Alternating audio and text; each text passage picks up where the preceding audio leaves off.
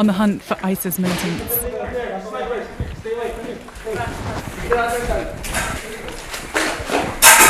Just taking cover here because the snipers all around the city, so even getting to the positions they need to be in is a challenge.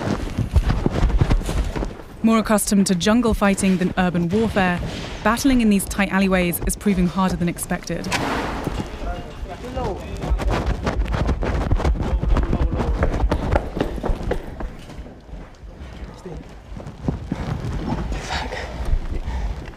These buildings were previously occupied by the terrorists. Are they still here? Most were shooting at us. Where are their snipers? Yeah, the big buildings over there. How close? 200 to 250 meters. These forces are turning this bombed-out school into a sniper outpost and preparing to attack. We have one pilot position there, taking fire. Enemy snipers across the river. We have another one inside here. Can you see the enemy snipers from here? From our scopes, yes. Okay. We can see their muzzle flashes right now. Nice. Follow me. And under the table, under the table.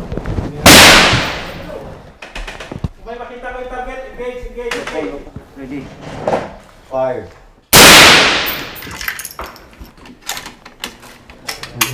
Nakita mo yung butas doon, pasok sa butas niya. Ready. Fire.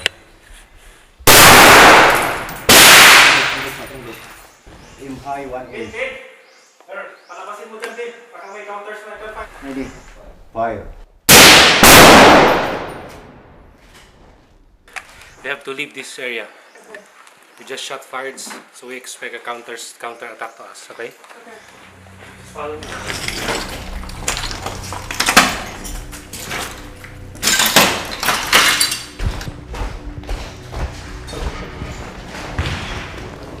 With the enemy now firing back, the unit is taking cover in this classroom until the escape route is clear. Wow, so crazy to see that this was an active school just a couple of weeks ago and now it's bombed to smithereens.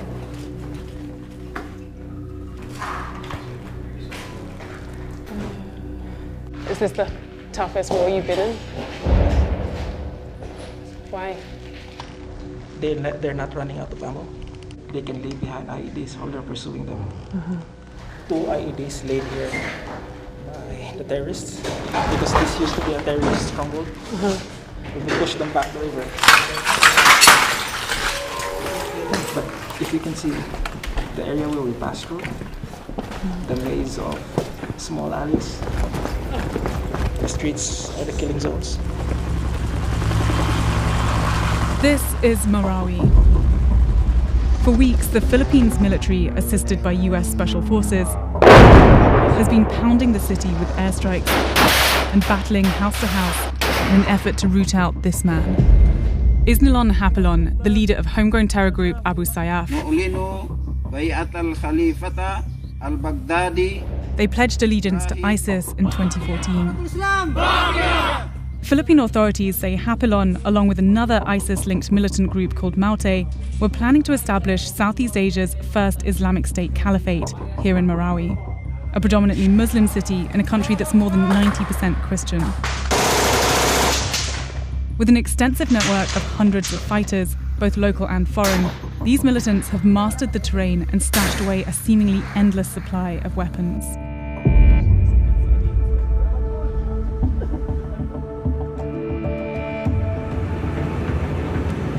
Right into Marawi city right now, towards the heart of the battle. You can hear this continuing barrage of airstrikes going off all day long. The only functioning building in this part of town is the tactical command post of 1 Marine Battalion, the main forward operating base for the armed forces. We're being fired at? Yes. From where? From that position. From that position? Yes. Okay. So, we should keep a low profile. Yeah. Okay. Have they managed to fire in here into the base before? This is still a hot zone. Major Rowan Remus is one of the commanding officers who's been stationed here since the fighting began. Firing, firing. Can you just show us where the enemy is? Okay, this is Mapandi Bridge. Before, this was well defended. So they placed car bombs, roadblocks, and they employed sniper fires. So the city is essentially divided by this river going Yes. through. Okay.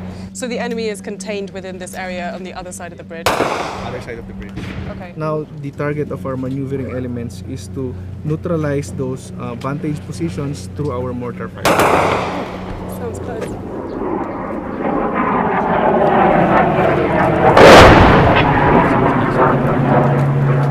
Pag matapos, taka naman.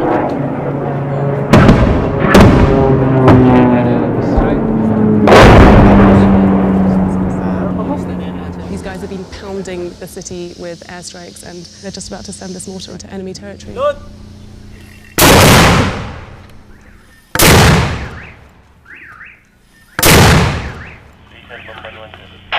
End of mission, sir. Over.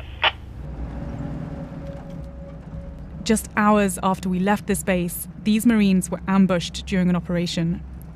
13 were killed and at least 40 wounded in what was the bloodiest day for the armed forces since the battle began. We need immediate rescue, please. But it's not just militants inside the city. There are also hundreds of civilians. We managed to get the number of one man who's trapped in the heart of the siege. We are all dehydrated here and we are running out of food. And we have 2 child here and undergoing trauma. Do you have a plan to escape? We don't have concrete plan, ma'am, because we don't know which is the basis of IC, so we have to stay put and wait for the rescue. Are you safe right now? I don't know, ma'am, but I think the authorities know that we are here. Ma'am, I have to hang up. I'm running out of battery and my battery is reserved for the rescue team. Please, don't help. Thank you. Okay. Who? He hung up.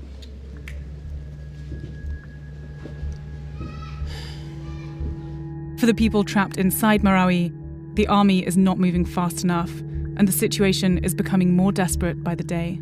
So is everything going to plan from your side? We are doing very well. Okay. Colonel Joao Herrera is the spokesperson for Joint Task Force Marawi. Barrett is a 50 caliber. Despite the military's many setbacks, he's keen to show us that the armed forces have retrieved around 120 high-powered weapons from the enemy. I mean, obviously the insurgents were pretty well equipped. How well equipped are your troops? Well, our armed forces are well educated, highly trained. We are very capable to address terrorism. Because obviously there's also a lot of criticisms towards the armed forces suggesting that you're not well equipped and that you're not doing a great job, quite frankly, at pushing back these militants. Well, I think that's their opinion, okay? How long do you think it's going to be before... Well, we don't want to give timeline because we need to put premium on the lives of the people that were trapped in that conflict area. Right. Obviously time is running out for them. I mean, they've been stuck in Yes, there. but we're doing our best. Now, as the military ramps up pressure on the remaining terrorist strongholds, a humanitarian crisis looms.